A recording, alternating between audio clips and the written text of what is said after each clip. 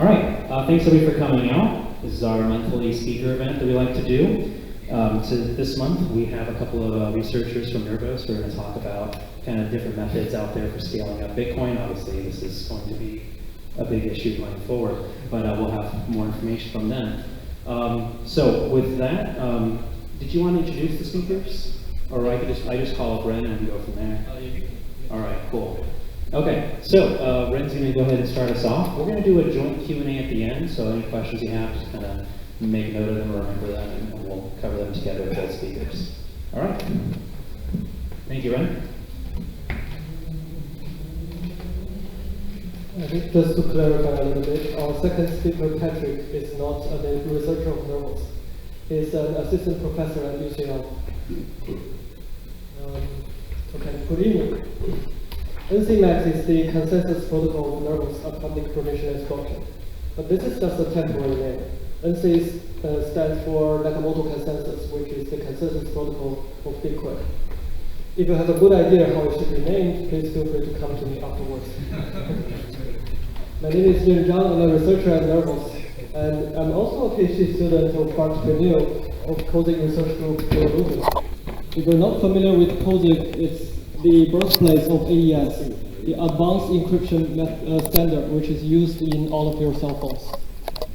And if you're not familiar with Bart Pernille, he's the designer of RepND 160, known in the Bitcoin space. RepND 160 is the hash function you use to compute from your Bitcoin public key to your Bitcoin address. So it's kind of Nervos is a public blockchain that supports smart contracts in all programming languages and has built-in support for all layer 2 protocols we are aware of. You can pay transaction fee in arbitrary asset, and it separates smart contract execution from verification for better privacy and better performance. Last but not least, it uses NCMax, a variant of Nakamoto consensus with higher throughput as its consensus protocol. So a disclaimer, this talk is only about layer 1 consensus protocols. I will not talk about sharding or Lightning Network. You can expect Patrick to tell you something about layer 2. So here's an outline of this presentation. First, I will tell you about why we love Nakamoto consensus and what we would like to change.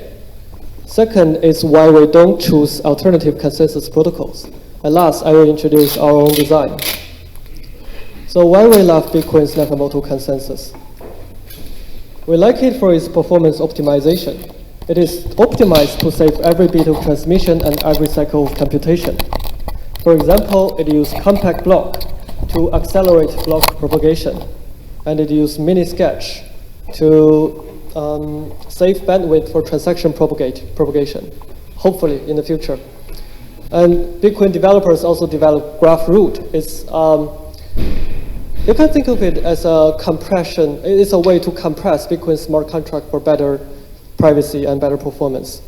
And hopefully we can see secret aggregation adopted in Bitcoin.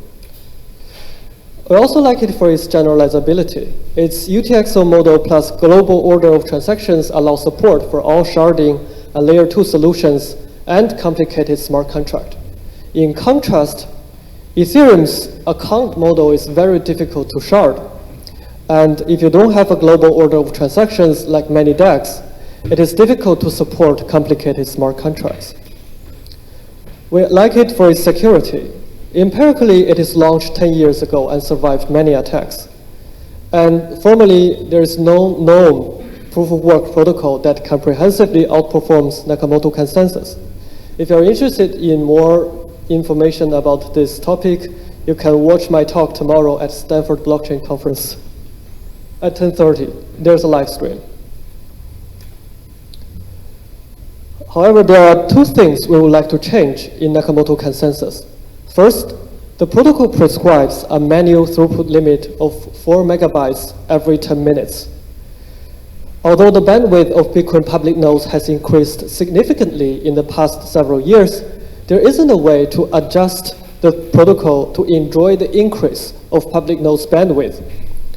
A natural question would be, Just as indicated in this study, Bitcoin's IPv4 nodes, which used to be connected to the network with a median bandwidth of 32 megabits in 2016, have a median bandwidth of 56 megabits as of February 2017. A natural question would be, can the protocol itself dynamically adjust the throughput? A bad attempt of this approach is Bitcoin Unlimited. It hopes to increase the throughput dynamically, but instead, it introduced several new attacks that weakens the security of the protocol. By the way, I was the one conducting this research. The second thing we would like to change is its incentive issue, namely the infamous selfish mining attack. In this attack, the selfish miner withholds the discovered blocks, hoping to gain a larger lead on the blockchain, on the public network. And when other miner finds a block next, the selfish miner broadcasts the blocks to the network, the secret block to the network, hoping that the secret block will reach most of the compliant miners before the competing block. If the attacker is lucky enough, the next block is mined after the attacker block, the honest block is orphaned. If the attacker is lucky enough to find more than one block in a row, he can safely invalidate compliant miner's block because the attacker has a longer chain. And why is selfish mining profitable? Here's a concrete example. Assuming that the attacker's mining power alpha equals 30%, and honest miners control 70%. Without the attacker can find 3 blocks in 10, and the honest miner can find 7 in 10 on average. However, with the attacker finds 3 blocks in 7, and the honest miner finds 4 blocks in 7, because 3 of the honest blocks are orphaned by the attacker, and the main chain grows slower. In the next epoch, in the next difficulty adjustment period, the difficulty lowers because the main chain grows slower and the attacker gets more reward with the same electricity consumption. That's why selfish mining is profitable.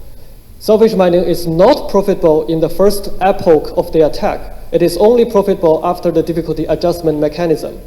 And the difficulty lowers precisely because the main chain grows slower in the last epoch. Is that clear?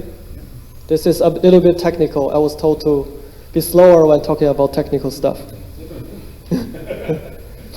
Why we don't choose alternative consensus protocols? So, there are 3 approaches that doesn't use Nakamoto consensus or doesn't entirely adopt Nakamoto consensus. Proof of stake, DAG, and 2-block types. Note that these 3 approaches are not exclusive to each other. It's possible to adopt several of them. Let's take a deeper look at their security, functionality, and throughput. First, proof of stake. So all proof of stake protocols introduce some new security assumptions.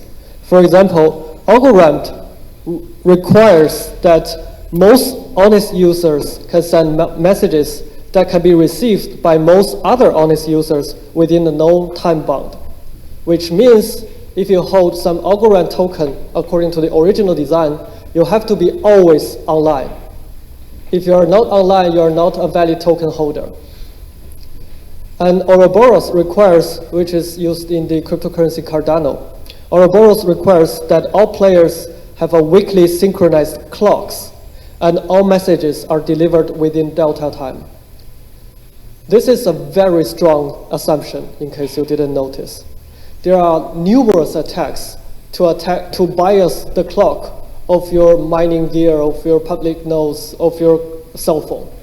And this is very hard to realize in reality.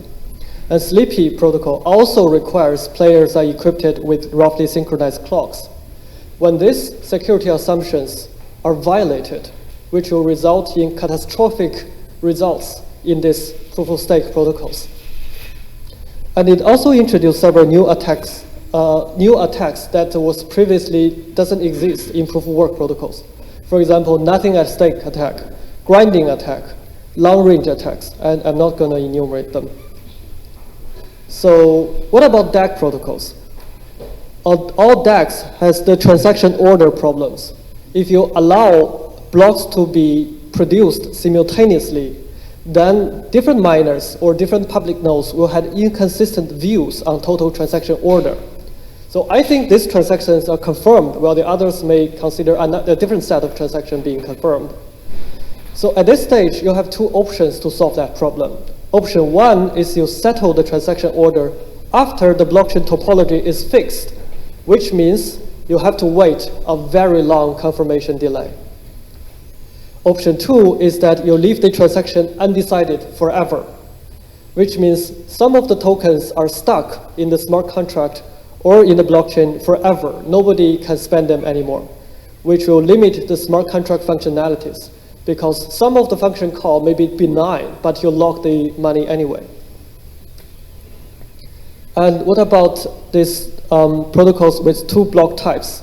Namely, they use a key block, which is similar to Nakamoto consensus block, to safely confirm transactions, and use micro blocks, blocks that are broadcast between key blocks to increase the throughput. These protocols usually will have very long confirmation delay, similar to DAG protocols.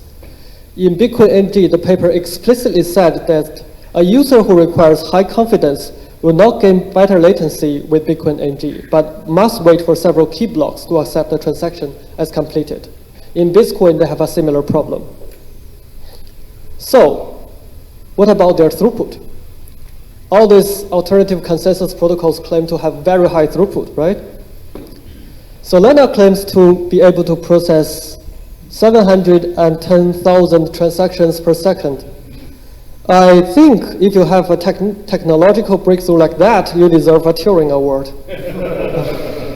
So I can't wait for them to get the reward.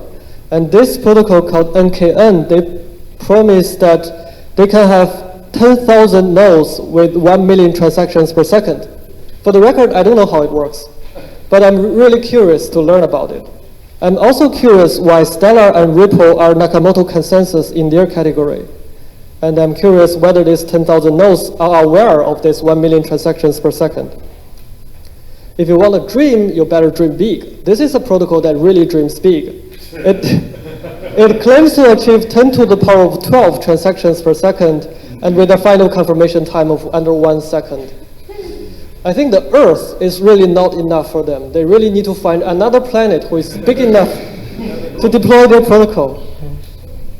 So my point is self-claimed TPS are not comparable. Some of these TPS may be true, I don't know. But they're not comparable because they are simulated under different network conditions. Some of the simulations, they use network nodes of 1 gigabyte per second bandwidth. That is clearly not the reality. And they neglecting real-world factors. None of the simulations consider transaction synchronization. For them, the transactions are always already synchronized in their blocks. The purpose of the consensus protocol is only used to order these transactions, which is far from reality. And some simulations assume direct link between committee members, but in reality, every message is broadcast, because broadcast message will consume bandwidth of the public nodes. So here is our model for TPS comparison. We believe a public node's bandwidth is capped by 100%. You cannot go beyond 100%. And this bandwidth consists of 3 parts. The first part is the percentage of bandwidth used to synchronize transactions that are eventually confirmed. This is the real TPS, transactions per second. You need to first synchronize the transaction, then you can confirm them. The second part is the percentage of bandwidth wasted by the consensus protocol. The third part is the underutilized bandwidth. So the TPS is capped by 100%. And if you want to increase the TPS, there are only 2 things you can do. The first is you lower the consensus protocol's bandwidth consumption. The second is that you lower the underutilized bandwidth consumption. This is just these 2 things. You cannot do more than that. And you cannot go beyond 100%. for layer 1 protocols. So let's look at this alternative consensus protocols bandwidth consumption. Many of them waste their bandwidth, waste their precious bandwidth on committee member communication. Algorand stores block certificate in order to prove to new users that the block was committed. So each block certificate is 300 kilobytes, independent of the block size. If you use 1 megabyte blocks, which means around 25% of bandwidth is forever wasted for synchronizing these certificates. So I was really wondering why they claim that their throughput is better than Nakamoto consensus. It doesn't make any sense. The second way to waste your bandwidth in consensus protocol is redundant transaction in the DEX and orphan blocks. As indicated in this paper, if all the nodes in the DEX chooses the same subset of transactions for inclusion in their blocks, any two blocks that are created in parallel are likely to have many collisions, and throughput will not be high. Currently, all of the DAG protocols turn a blind eye on this situation. So the throughput is not satisfiable for us. So what's our opinion on this? So here's 3 major innovations of NCMax. To reduce orphans, we use 2-step transaction confirmation. To best utilize the bandwidth, we use dynamic block interval and block reward. To defend against selfish mining, we consider all blocks in the difficulty adjustment. Let me elaborate on that. So Nakamoto consensus has a natural throughput limit. Why is that? Because in Nakamoto consensus, if you want to raise the throughput, there are 2 things you can do. The first is that you increase the block size, as can be seen in Bitcoin Unlimited and Bitcoin Cash. I couldn't keep track of them. There are too many of them. And the second thing is that you lower the block interval. However, if you raise the block size or you lower the block interval, the orphan rate will increase. And these orphans, they consume bandwidth and they don't contribute to transaction confirmation. As your orphan rate increases, the security of the system goes down and the throughput goes down. So eventually there will be a balance in terms that the orphan is high enough that the throughput cannot go any higher, even if you try to lower the block size, try to lower the interval or increase the block size. So why are too many orphans bad for security and performance? As can be seen in this figure, when the orphan rate is very high, it's easier for the attacker to secretly generate a longer chain. The attacker doesn't need 51% of mining power. It can override the blockchain with much less mining power. And also these orphans, they can consume a lot of bandwidth of public nodes, which negatively affects the throughput of the system. So how do we break NC's throughput limit? If we want to break it, we need to lower the orphan rate. So the orphan rate is lower, the security can be better, and the throughput can be better. But how do we lower the orphan rate? The orphan rate comes from the block propagation delay. If during the propagation procedure of one block, another block is discovered, one of them is destined to be orphaned. So if blocks can be propagated instantly, there will be no orphans. So how can we make sure that the blocks are propagated fast enough, given that Bitcoin's developers already put a lot of effort in it to accelerate block propagation? We need to take a deeper look at where are some blocks propagated slower than the others. Some blocks propagated slower because these blocks have more fresh transactions. Fresh transactions are transactions that has been generated in 5 seconds ago or 10 seconds ago. These transactions are not synchronized in the network. So during the block propagations, miner will have to synchronize these transactions before they can further propagate the block. Let's take a deeper look how this happens. So in Nakamoto consensus, in the current implementation of Bitcoin, if everything goes well, a block will be very likely be propagated through a protocol called compact block. In compact block, transactions are not actually propagated as the entire transaction, which is 200 and 300 bytes. It is propagated as a truncated transaction ID, compact block ID. So this complex block ID, so these transactions, truncated transactions, will compile the complex block. And this complex block is much smaller than an actual block. If when node A propagates this complex block to node B, and for node B there's no fresh transactions in it, node B can immediately transfer this complex block to all its neighbors, which is nice. However, when there are fresh transactions in the block, node B would have to first synchronize these fresh transactions from node A and then verify whether verify the signatures of these fresh transactions, which also takes time. And only when the validity of the entire block is validated can node B keep propagating this block. This is the main source of Bitcoin's block propagation delay. Is that clear? Mm. So Ethereum is a bad attempt. Let me tell you how they did it. So Ethereum simply shortened the block interval.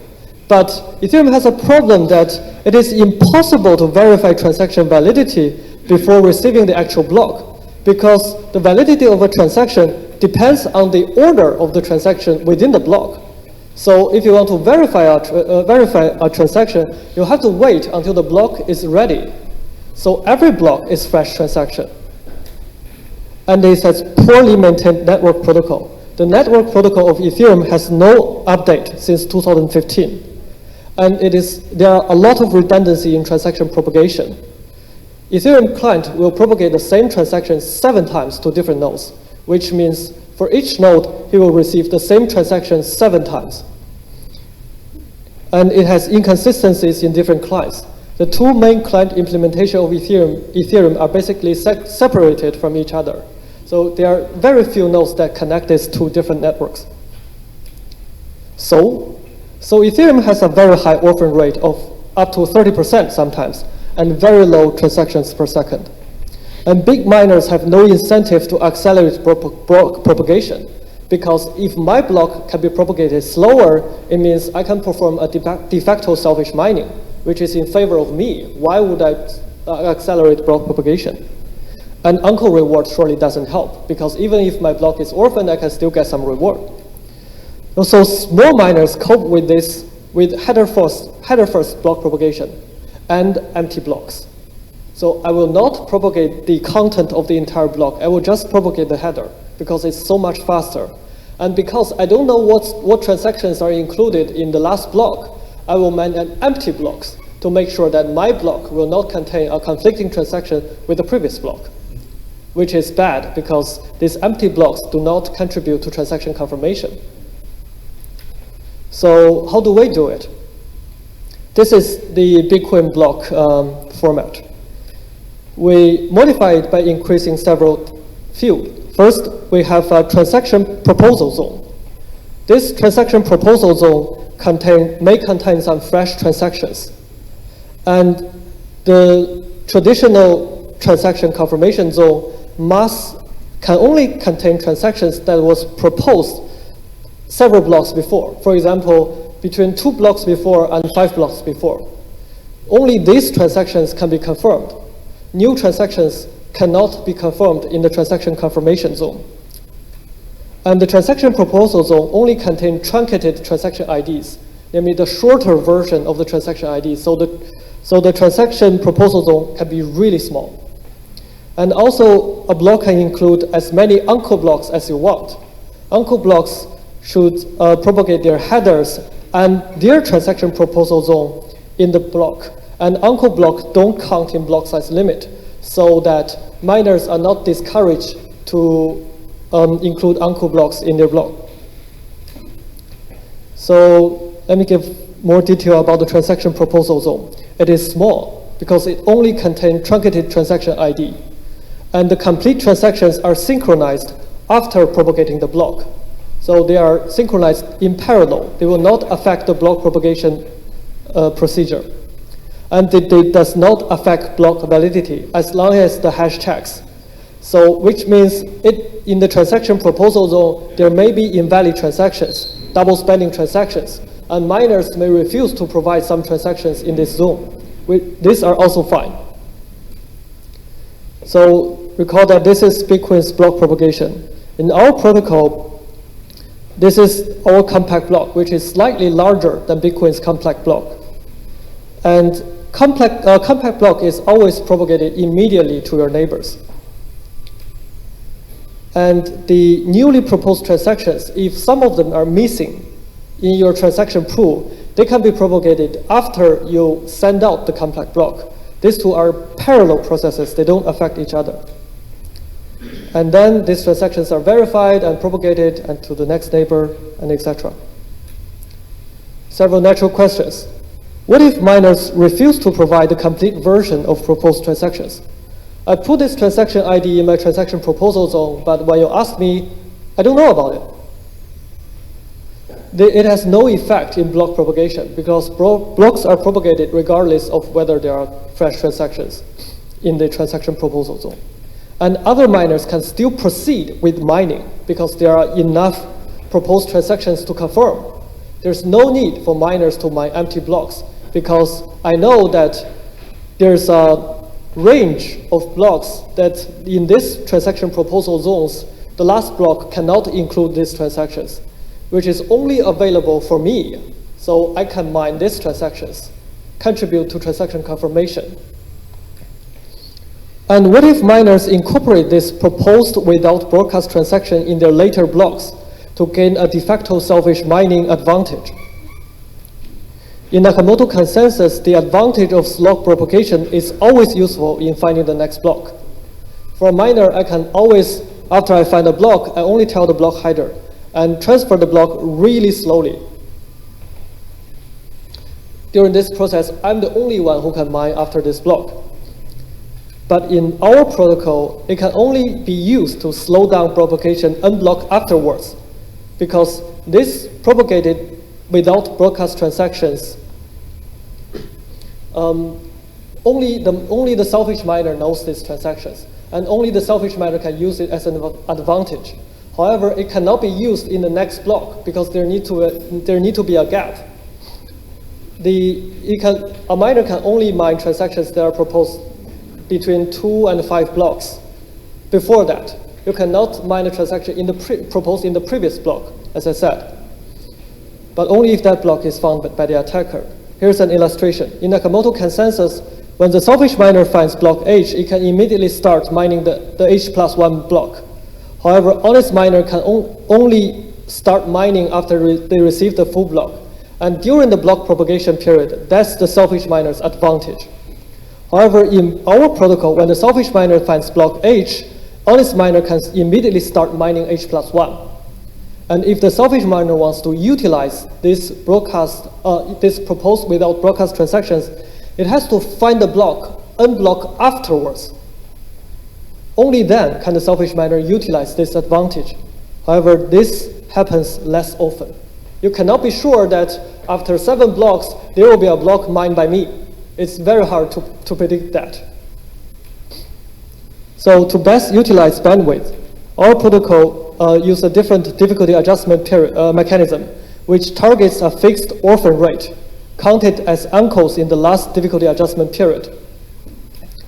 If the orphan rate in the last difficulty adjustment period is below the target orphan rate, the difficulty will lower, and the block interval will lower, and the throughput will increase.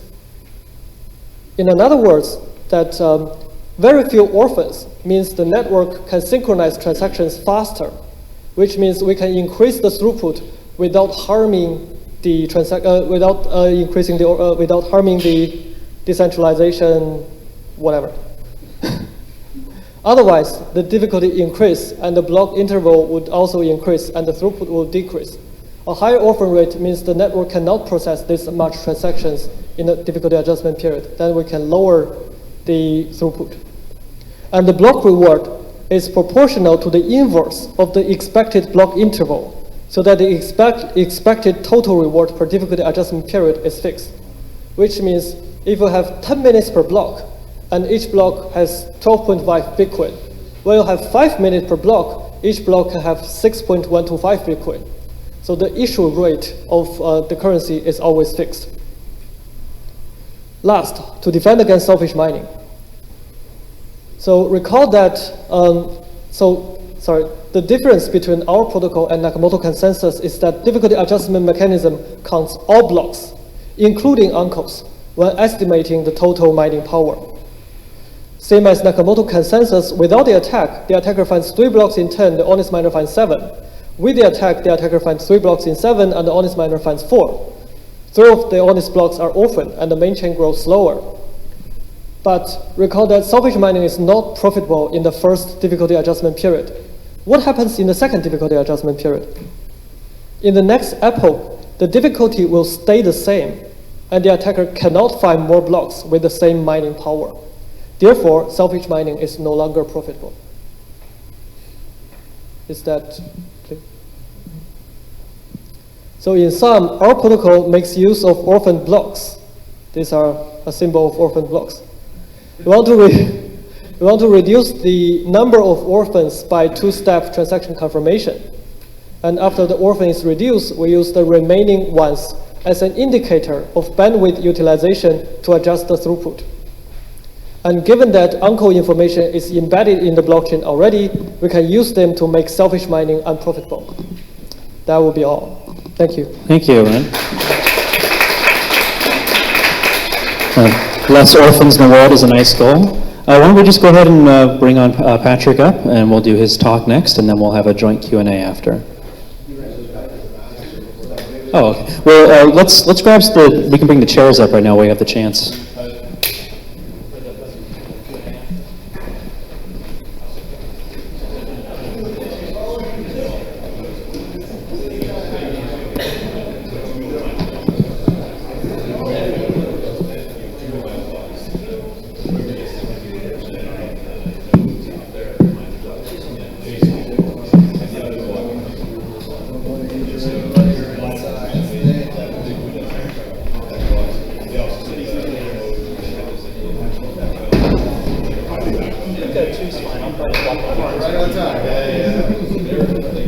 Sorry for that, I needed a wee-wee.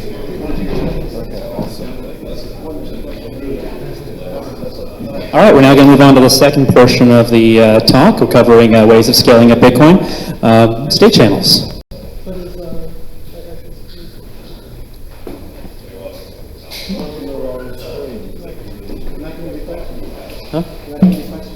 Well, we'll do questions at the end. We're going to have both speakers sit in these chairs up here. I'll walk around with the microphone, and we'll do kind of a joint Q&A, kind of semi-panel style.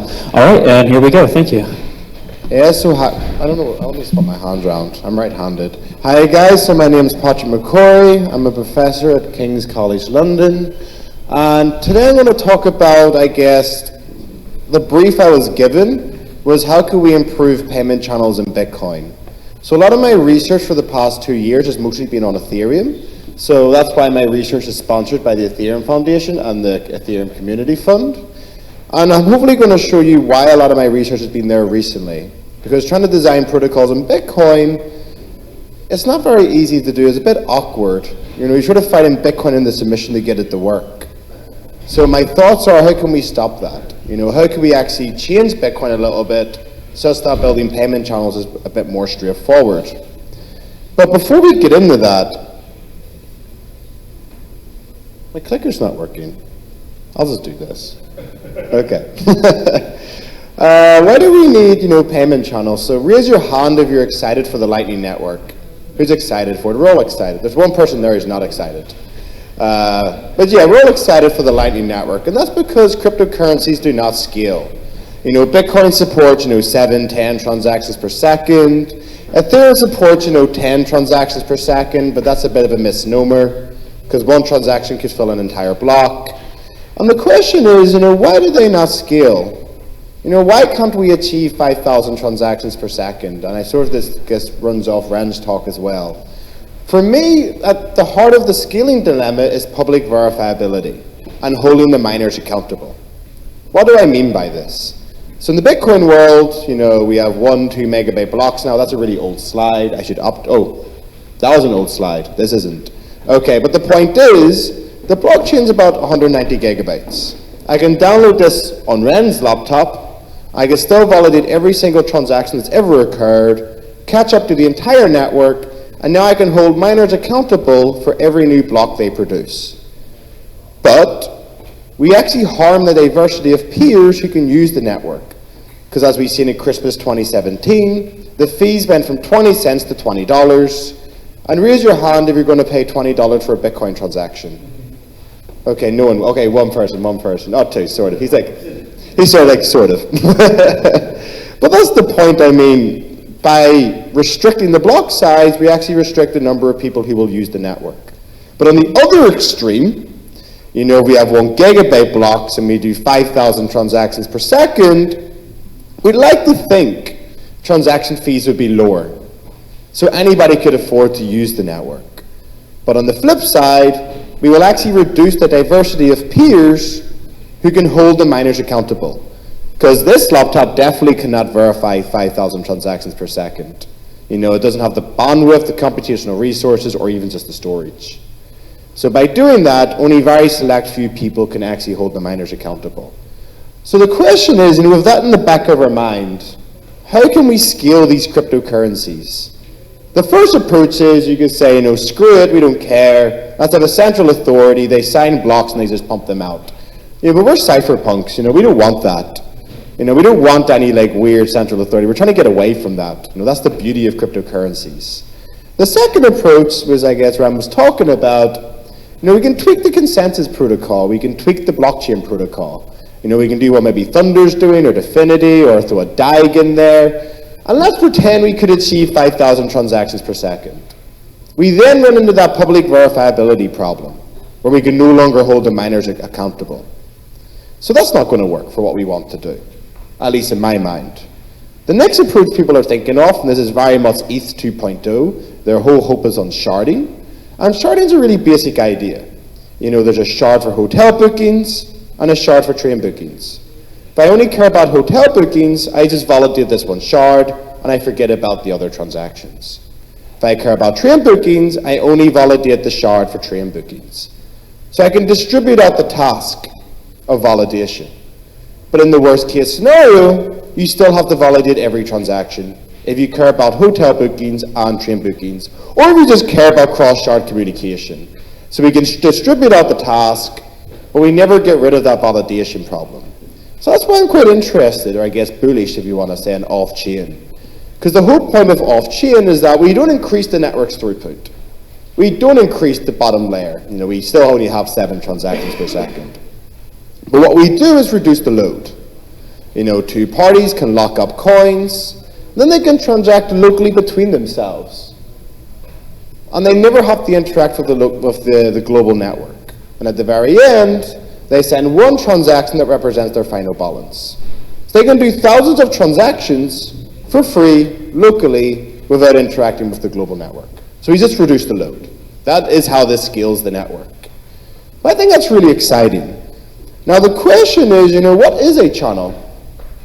Like, what is the definition of a channel? So in the summer, I hosted this workshop in Berlin called Master Workshop about Layer 2 solutions.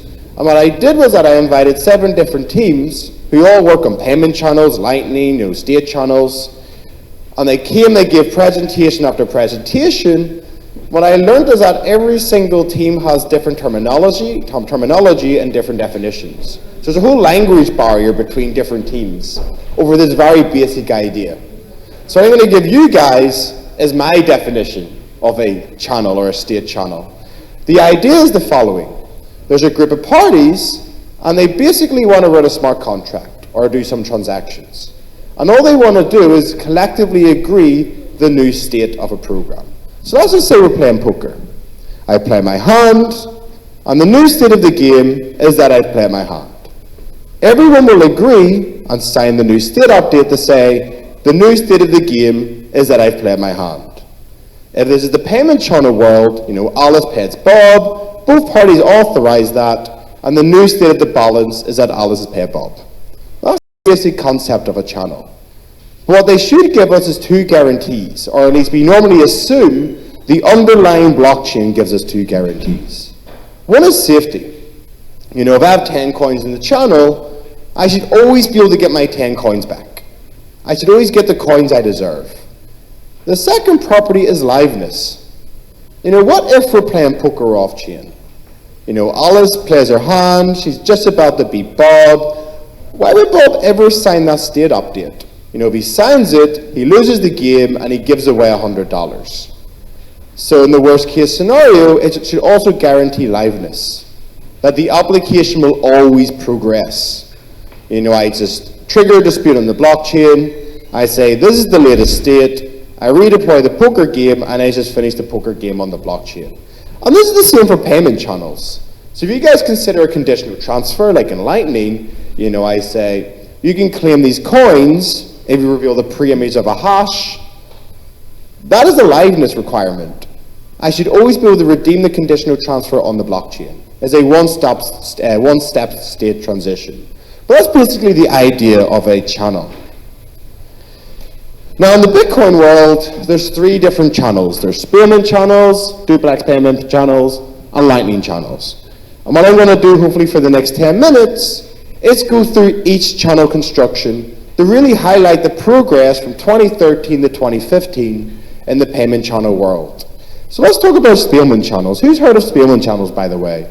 Raise your hand if you've heard of them.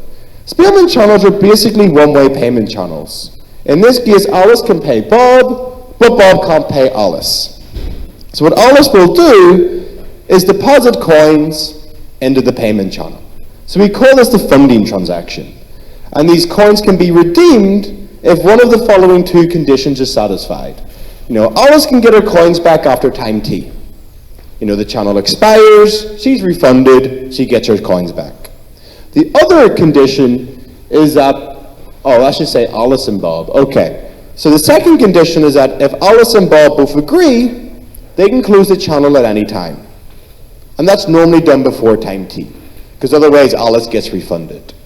Okay, so the first one is that Alice gets her coins back after time t. The second condition is supposed to say Alice and Bob must agree to release the coins before time t.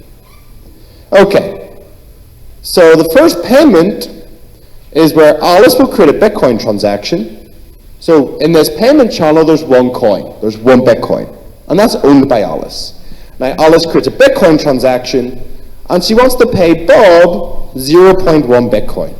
How does she do this? She creates this transaction where she simply redistributes the deposit. Alice is going to get back 0.9, and Bob's going to get 0.1. She signs it, and she gives it to Bob. And now Bob can make one of 2 decisions. Bob could sign it, broadcast it to the network, and immediately redeem his 0.1 Bitcoin. But he's aware that Alice can't get these coins back until time t. So let's pretend we could say Alice doesn't get refunded for 10 days. So Bob could just wait around. You know, he's like, well, as long as I claim this within 10 days, I'll always get my 0.1 Bitcoin. So he just keeps it private for a bit. And then bam, there's another payment. Alice creates a second Bitcoin transaction where she wants to send Bob 0.5 Bitcoin. How does she do that? She gives herself back 0.4, and she gives Bob 0.6. She signs this, passes this to Bob, and again, Bob can just make the exact same decision. He just keeps it private for a while. And then finally, as you can sort of guess, oh, I didn't update that part of the slide. Okay, I didn't. Anyway, so the whole point here is that there should only be 1 output. You know, Alice signed a transaction, so he wants to send Bob the final 0.4 Bitcoin. So in this case, Bob's going to get a transaction with 1 output where he receives the entire Bitcoin. Okay? So Alice has now sent Bob 1 full Bitcoin in the payment channel. Now, because this is a one-way payment channel, Bob can't pay Alice.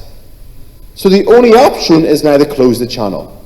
So Bob gets the most recent transaction he received that will pay him the most money, which is 1 coin in this case. He signs it, and he broadcasts that to the network. And that's basically called replace by incentive. That's the whole point of a Spilman channel. We set up the channel, I keep sending updates to Bob, and I'm basically replacing the state every time I sign a new transaction. And Bob's only going to broadcast the one that pays him the most money, and that's his incentive. So that's what we mean by replace by incentive. Is that clear to everyone, by the way? Cool. Because I made these very quickly, so I want to make sure it's all sort of clear. Cool. So the next question is, how do we achieve bi-directional channels? Alice can pay Bob and Bob can pay Alice. So this gets to sort of 2014, I believe, replaced by time lock. Okay? So the idea is that the channel is again locked up for a certain period of time. Maybe 20 days, let's say. So Alice deposits 1 coin, and Alice is guaranteed to get these coins back after 20 days. Okay? And now every time we change payment direction, so when Alice pays Bob, and then Bob pays to Alice, we're simply going to decrement that time lock. And I'm going to show you how that works. Okay? Yeah, so I'm just going to move on from that slide. Okay, so the funding transaction will say the following. Alice is going to create a Bitcoin transaction, broadcast it to the network, and she's going to lock 1 coin into this channel. And it can only be redeemed if Alice is refunded after 20 days, or both Alice and Bob agree that the coin can be spent. Very similar to the book before. Now, when Alice pays Bob 0.1 Bitcoin, this payment transaction is going to decrement the lock time. So now Bob can claim this coin after 19 days, but he must claim it before 20 days. Okay? So that transaction is only valid after 19 days. Okay, so is this clear to everyone? Okay, so that's valid after 19 days. The funding one is 20 days. So Bob has 1 day period to claim the coins. Okay, and Alice could keep sending updates. So we can use replace by incentive here as well. As long as Alice is paying Bob, that time lock never needs to decrease. But when Bob wants to pay Alice, Bob will create a payment transaction, he'll sign it, he'll get this over the Alice, and in this case, he's going to send back the entire 0.3 Bitcoin that he received. But when Bob does this, we decrement the lock time to 18 days. And why do we do this? Because Bob must have in this case, Alice must ensure, if she's going to start receiving coins from Bob, that she can always broadcast this before Bob can broadcast the payment he received earlier. So that should roughly be clear. It's a bit hard to understand when you first look at it. But that's the basic idea of what's going on. Yep. So would that be 2 broadcasts, 2 transactions? Only one. So you only have to broadcast the latest payment transaction. Because basically by reducing the lock time, you invalidate all of the previous transactions you sent. Yeah, so that's what we're doing, invalidating previous transactions. That's a bit quirky. Yeah, so that's the basic idea of what's going on there. But the problem there is that every time we change payment direction, this time lock comes closer to the present time. So that limits the throughput. If we keep changing directions lots, we're just going to end up, closing the channel because we have 1 day left or a couple of hours. So Christian Decker had this proposal called duplex micropayment channels, where he tries to combine the best of both worlds. Replaced by incentive, that was the first proposal, and replaced by time lock. Okay? And the way he does this is the following, and we're going to look into both components. The first is a pair of one-way payment channels. There's a one-way payment channel from Alice to Bob, and another one-way payment channel from Bob to Alice. If Alice wants to pay Bob, she does in this one-way payment channel. If Bob wants to pay Alice, they do it in this one-way payment channel. Now, when they run out of coins, the idea is that we'll be able to destroy the pair of one-way payment channels and then recreate the one-way payment channels again, all off-chain. So we can just reset those one-way payment channels. And we do this using this quirky invalidation tree. And that relies on replaced by time lock. So let's look into that a bit. This is basically what the pair of one-way payment channels look like. Okay, there's some transaction that they're, relying on, and then Alice can pay Bob there, and Bob can pay Alice there as well. So that should be roughly clear what's going on. And if it's not, you're going to understand why I hate payment channels in Bitcoin. because this is overly complex for what they're trying to do. So anyway, and then once those one-way channels run out of coins, so there, let's say Alice has sent all her coins to Bob, and in this transaction, Bob has sent all of his coins to Alice. Once we've run out of, capacity or coins available to send, we have to destroy these one-way payment channels and recreate them. And we do this using this quirky invalidation tree. So if you look over there, there's this invalidation tree where there's a funding transaction, then there's 3 transactions in the middle with different time locks. And then at the end, you have the pair of one-way payment channels. So if you look at the very top, the second branch can always be broadcast before the first branch. Because down there, the very first transaction is valid by 99 days, where the other branch at the top is valid by 100 days. So every time we destroy these pair of one-way channels, we create a new branch in the tree. And the one going this direction is always valid first. Is that roughly clear what's going on? I know it's very quirky, that's why it's never really been built. But that was the state of the art in 2014, and that's really important. Okay, this is all very clunky. It's not very straightforward to understand.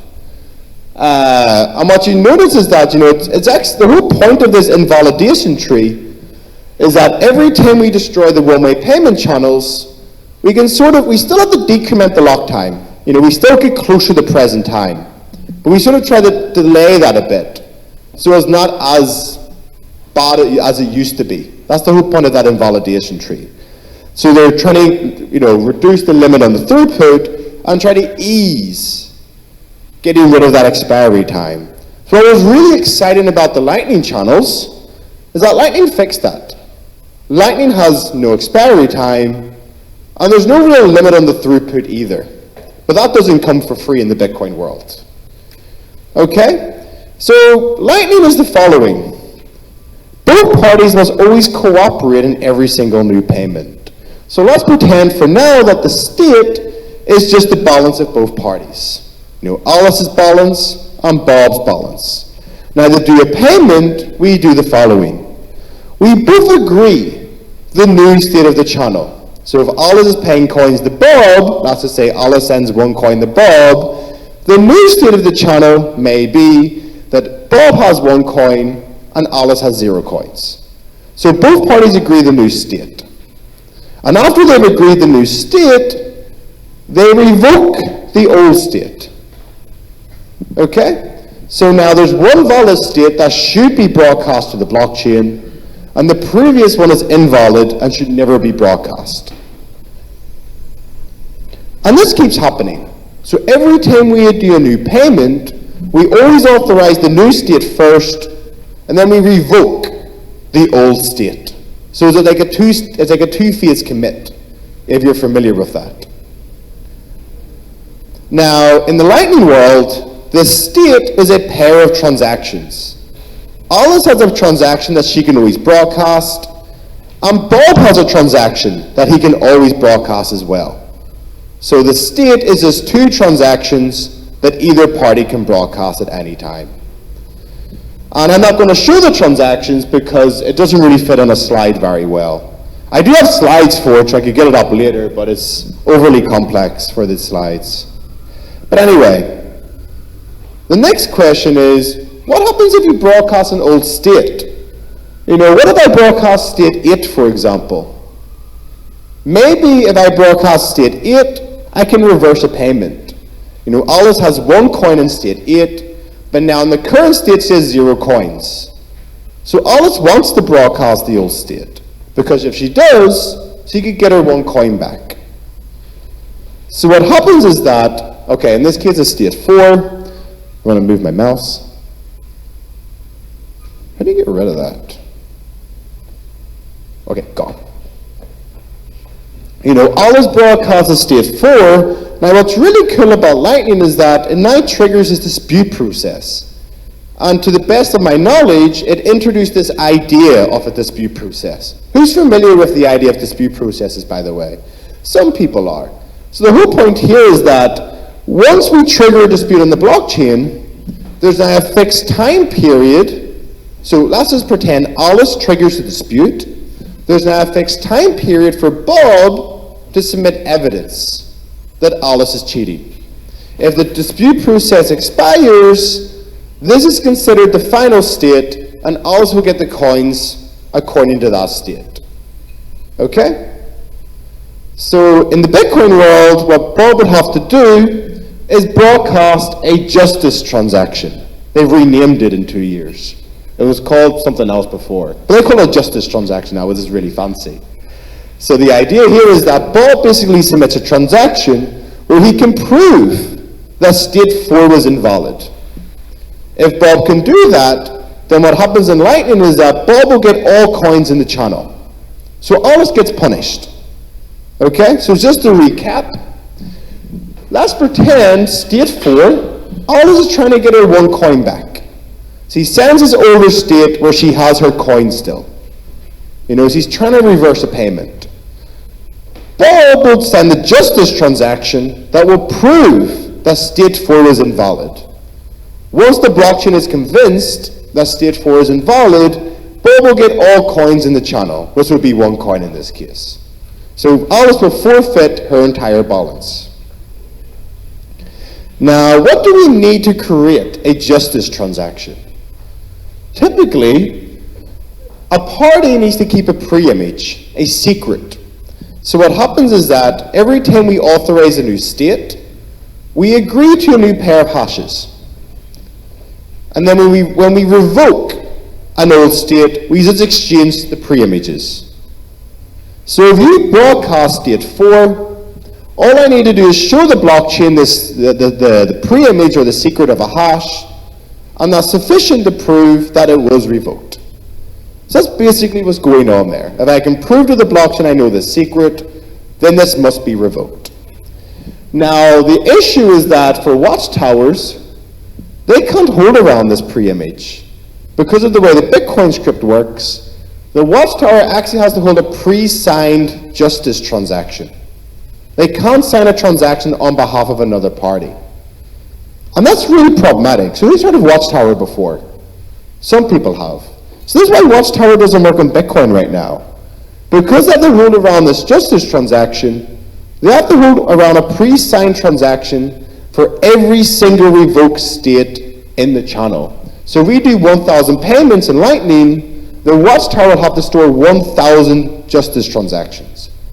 And that frustrates everyone, including the Lightning developers. You know, that's something that should be fixed. And there's ways to fix it. But that's basically the high-level view of how Lightning channels work. You know, replaced by revoke. Was that clear to everyone? Is there any questions? So I know this is quite technical. Okay, we can take it afterwards. Good.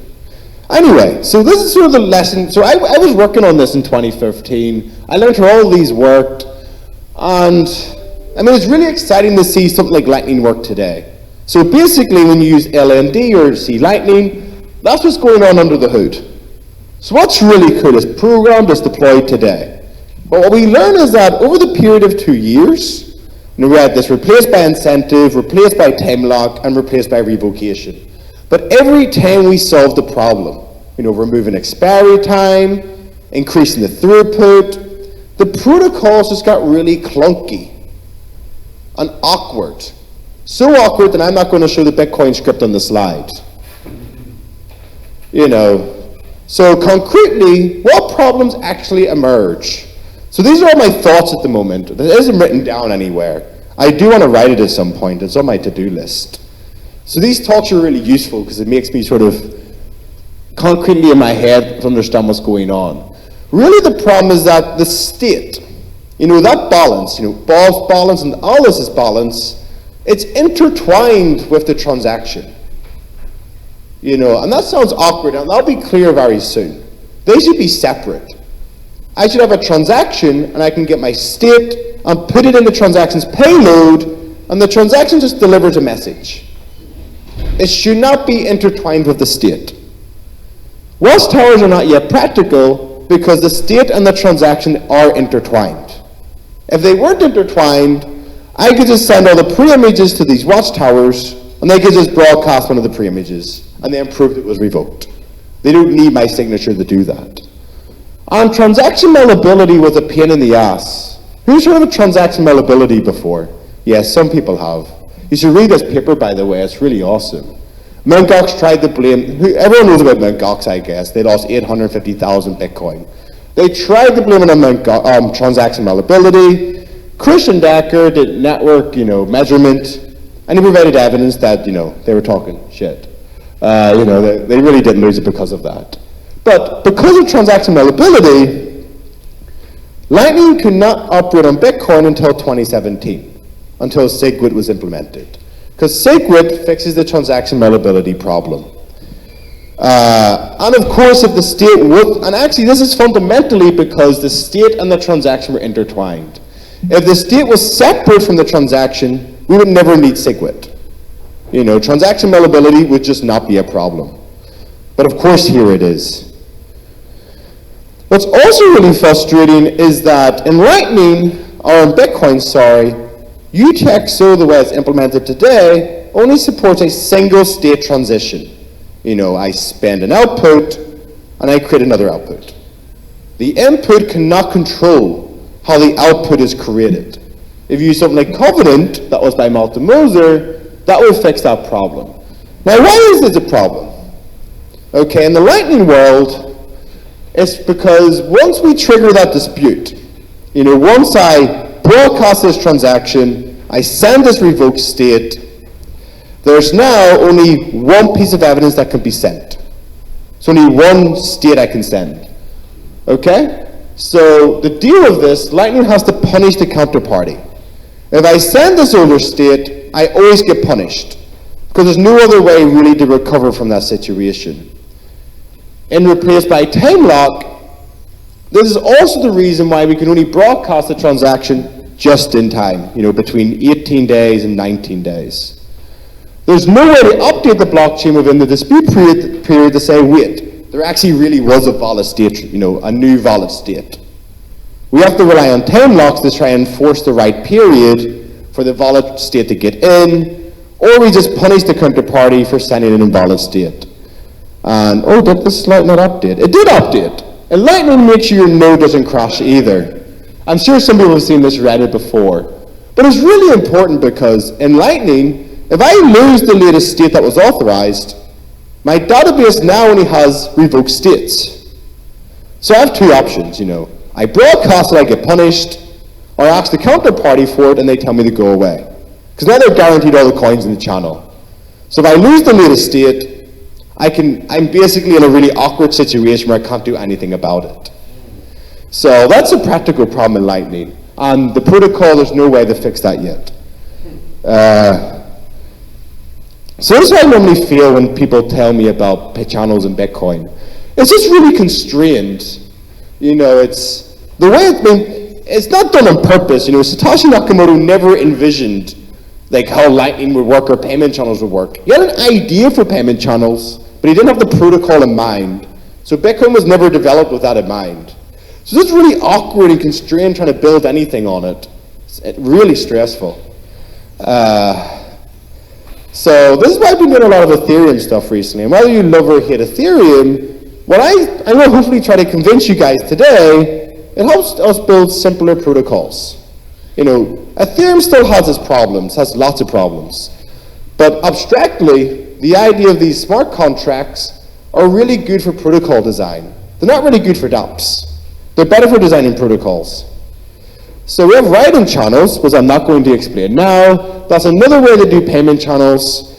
What I'm more interested in is this idea of a state channel, where instead of just payments, we could actually just take a smart contract and locally execute it between a group of parties. We can do gaming, voting, auctions. And what's really exciting is that we can basically run the smart contract for free. We have a state channel. There's no miner to reward, and there's no hub to reward either. It's a group of parties. It's like a LAN party back in the 90s. You bring your desktop computers and you play games. We all come together and we just run it locally between ourselves. But what's really exciting about state channels is that the way the channel construction is, it's really straightforward. Okay? So this is Kitsune, which we were designing last year. So the idea is that the state of the channel is basically, a signature from each party.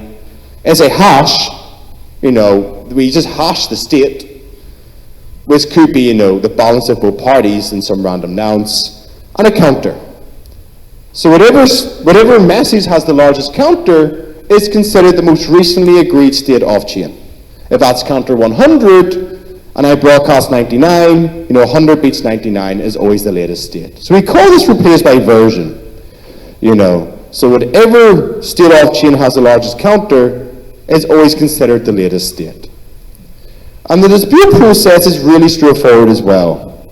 One party can trigger a dispute. Now there's this fixed time period for anyone to submit, the latest state hash with the largest counter.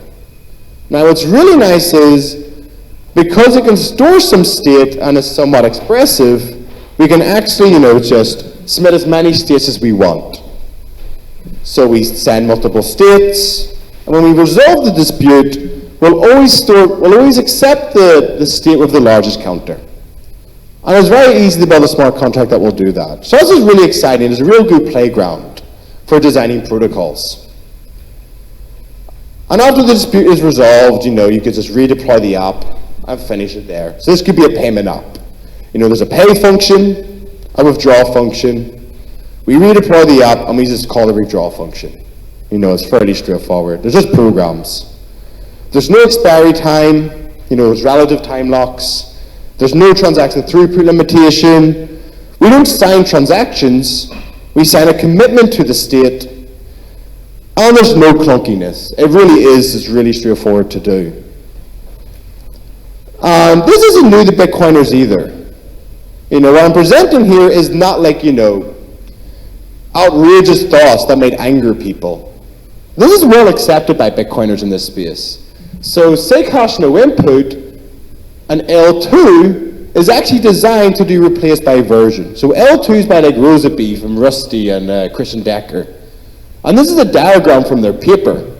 But the whole idea is that we can trigger a dispute, and then the blockchain have this dispute period where we send the latest output. Eventually that one gets accepted, the dispute process is over, and then we just send the coins off whatever way they want. And this is all based on hashes and counters. So they've actually sat there and thought, well, actually, state channels are really cool. And the design is really simple. So how can we get this to work in Bitcoin? So this is sort of the direction that they're going now. And rather, actually I should mention, on Monday we were at dinner, and Rosabee and someone else made a bet. Rather SIG hash no input, we'll get into Bitcoin by the end of 2020. Someone betted against it, Rosabee betted for it. Actually, what do you guys think? Raise your hand if you think SIG hash no input will get into Bitcoin by the end of 2020. 1, 2. And raise your hand if you have no idea what I'm talking about. Oh, everyone does. Okay, so you're optimistic. That's up. I would like it to get in. I don't know if it will, but this is good though. The people working on these protocols, they notice how clunky Lightning is, and they want to fix it. But Bitcoin, we can't do that yet. We need these new consensus rules. So if you do see a proposal for SIG hash no input, please push for it. Make their job easier. So my just one takeaway here is, even if you don't like Ethereum, not minding me, people always have their opinions. The biggest lesson for me was that it's much easier to design protocols. That the dispute process I could write in about 20, 30 minutes. One joke in academia is that I design a protocol for Bitcoin, I get a top-tier academic conference, I design the same, protocol for Ethereum, and I get a blog post. Because the complexity is just completely different. In case of this dispute process, when you really think about what's going on, the blockchain is just a trusted third party. We trust it to control this dispute process. And in this case, it's to work out the final balance of both parties and throw it away and send off the coins. So smart contracts are not about dApps. Not really. The goal of decentralization is not the right goal. What we're actually doing is building these third parties that are verifiable, they're accountable, and they self-enforce the protocol's execution. All they solve is coordination. If I want an auction, I need an auctioneer. The smart contract's my auctioneer. They control the auction process for us. They don't really do anything exciting. There's just these third parties that just run the protocol for us and make sure we all are well behaved. And at the root of it, it's just essential for any fair exchange protocol. And that's what off-chain's about. Being able to trade coins in a way that's fair. And nobody can cheat. So thank you for listening to this talk. I don't know if that was 30 minutes or not. I have no idea. But I haven't done this talk before. Yeah, let me finish this one part of the slide. So I do a lot of my work with these guys over here. So that's Sarah Mikojan, Ido Bentov, Chris Buckland, Sarah Bakshi, Andrew Miller. And without these guys, none of this work would really be here. You know, they sort of deal with my rants half of the time. So I first started on this with Sprites, and that was by Andrew, where Sprites has like two components. One is this preimage manager that reduces the worst time case in Lightning. Makes you have like a constant time lock. But another aspect of the paper is that it actually has one of the first state channel constructions. Like, how do you build a state channel? How do you do replace by version? And that's always never really noticed in the paper. And then we built Pisa. So Pisa is sort of like Watchtower. It's a accountable third party who can watch the channel on behalf of others. And the whole point of Pisa is that it's accountable. You have evidence, you've hired the Watchtower, and if the Watchtower cheats, you can also punish the Watchtower. That's basically what Pisa contributes. We also built a battleship game for Kitsune. So in the summer, you know, state channels, we know how to build state channels, but they're eluding real world use. So we built Battleship to say, you know, do state channels actually work? You know, can we play Battleship? Can we play chess, and do they scale out? And I can talk about that during the Q&A if you want. They don't scale out at all, and Battleship doesn't work, unfortunately. And I can talk about that. That was my talk earlier today. And finally, we released this new paper. I just put it online today. It's just a short paper of like 8 pages. But one problem with these state channels, so if you're running a program, like auctions or voting, when you trigger this dispute, you have to send the entire state. If you have to send the entire state of like a Battleship game, that's quite a lot of information to send to the blockchain. So this protocol pretty much allows you to only send a hash. An honest party will always get refunded if they have to send the full game state. So it's a constant cost dispute process. It has its caveats, you know, it's not too general yet, but it does work. But that's it, I guess. That's the end of my talk. So thank you guys for listening. Thank you. Awesome. Let's go ahead and bring our first speaker back up. Ren? Yeah, where's Ren at? Oh, yeah. Why don't you come on up, pull these chairs for a little bit, and if I can ask you two to share the microphone. I'm going to walk around the audience with this mic, and if you have the mic, you can talk. If you don't have the mic, you can't. All right, here we go. Thanks, man. Hey, good talks to you guys. Really interesting. Question for Ren. What are the implications of the proposal transactions? Like, I'm having trouble wrapping my head around, because essentially you're broadcasting the mempool with the transaction block. And so it seems like that's an incredibly inefficient way to do it, is to actually have the block consume the mempool functions. But obviously that's not exactly right. I mean, there's more nuance there. But like, what are the other implications of having the proposal transactions built into the compact block, besides larger blocks are getting pushed out? And I think your question is, what are the trade-offs? What are the pros and cons? I think the cons is quite obvious. Is that because you cannot confirm transactions that is fresh or in the previous block, there has to be at least 2 blocks before that, which means transaction confirmation usually takes longer block intervals. So for Bitcoin, if consider the same level of security, if in Bitcoin it takes 6 blocks to confirm a transaction, with the same level of security in our protocol it takes 8 blocks. These are the cons. But the pros is, having this transaction proposal zone allows us to shorten the block interval. So the 8 block confirmation within our protocol could be faster than the 6 blocks confirmation in the traditional Nakamoto consensus protocol by just modifying the block interval. How much larger are the blocks? I need to ask the developers. The detailed parameters are not fixed yet, but it should be relatively small. The additional part, the transaction proposal zone and the uncle zone should be all relatively small. It shouldn't be larger than the traditional, or it should be significantly larger than the traditional compact block.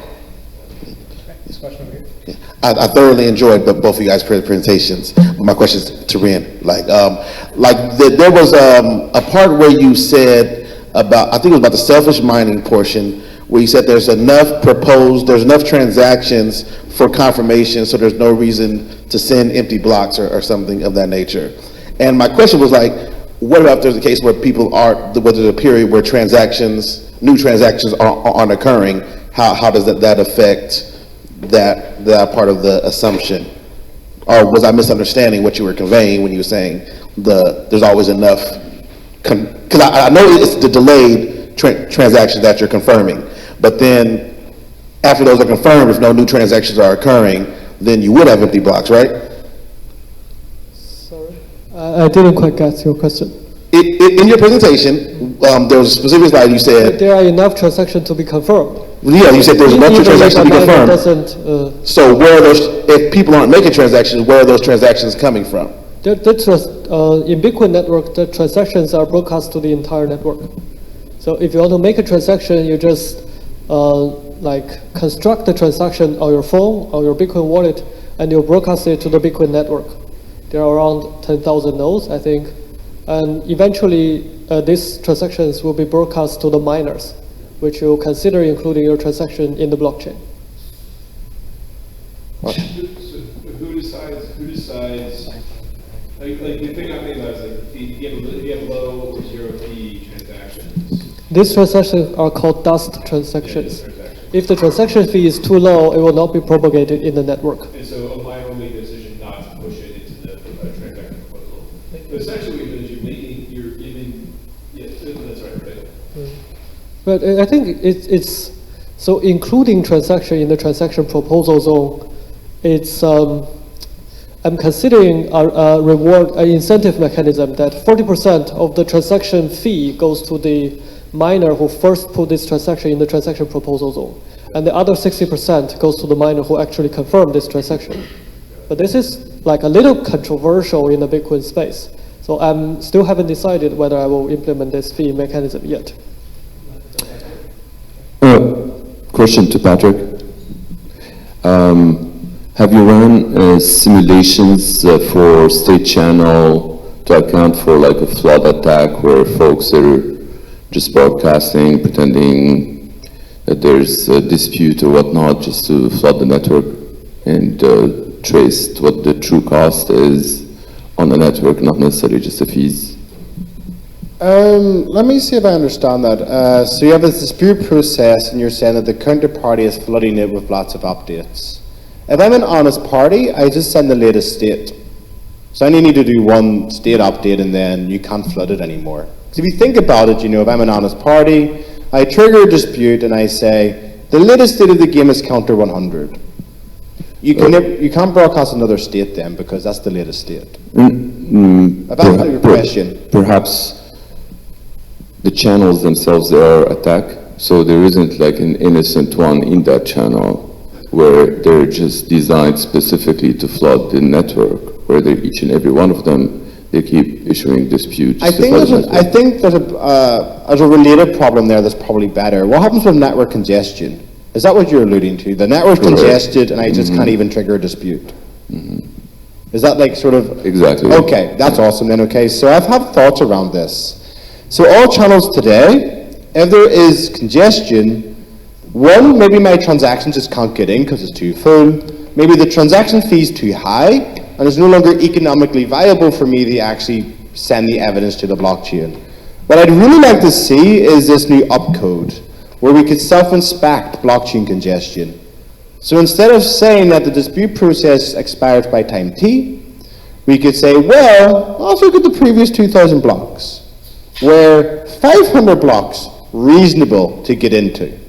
If they're reasonable, then we can finish the dispute process. So then we can self-inspect for congestion, And then, you know, if the network's congested, we just ignore those blocks for the dispute process. But that's a work in progress. There's no proposal for that yet. Does that answer your question?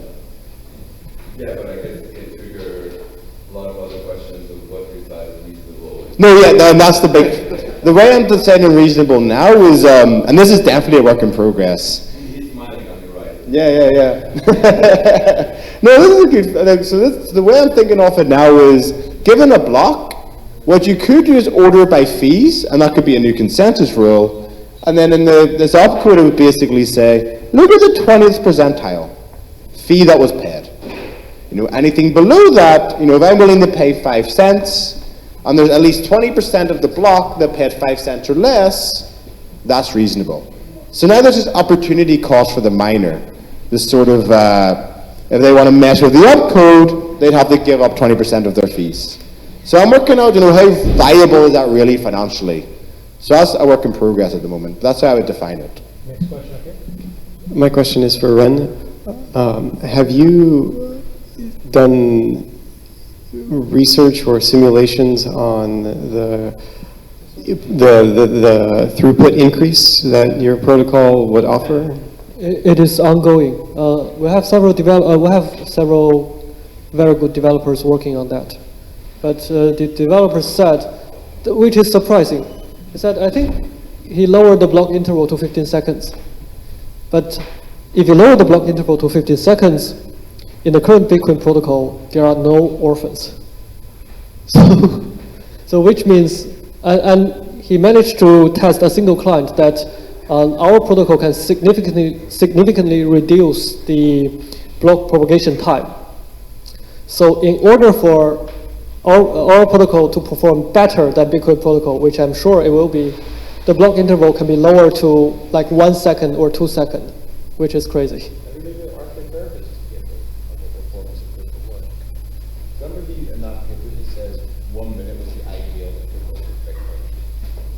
Which one? I'm interested. Yeah. Okay. Question for Patrick. Great talk, both of you guys. The pre-Lightning payment channels were pretty fascinating. I learned a bit about those today. With replaced by time lock, who determined the decrementing unit of time? So in your example, you talked about like a day. Yeah, that's like set by the, so normally the day is the example everybody uses, but that's decided between the two parties. And that's the risk you're willing to take. You know, pretty much I have a 3-hour period to actually close the channel. And that's why they were really awkward, because people don't come online at the right time. So here's a good example, and this was with the Ethereum name service. They have this auction protocol. The first 3 days, I sent a sealed bid. The last 2 days, I opened my bid, and people can see what I made for my bid. Most people couldn't do that. You know, after 3 days, people just forgot they placed a bid, and they lost their money. So that's why replaced by time lock just doesn't work in practice, because people don't come in online within this weird time period. And I should mention one thing. So the Spilman channels, the one-way payment channels, they're very elegant. I really like one-way payment channels because they have this really nice property where the sender can go offline and they're still safe. So if Alice is sending coins to Bob with the one-way payment channel, Alice can go offline and Bob can't steal her coins because it's replaced by incentive. Bob will only ever broadcast a transaction that will pay him the most money, but he can't actually take any more money than he deserves. So one-way payment channels are really useful for like lots of protocols. All right, I think that's it for questions. Obviously, you can go and chat more after. Big round of applause for our speakers. Thanks so much for that.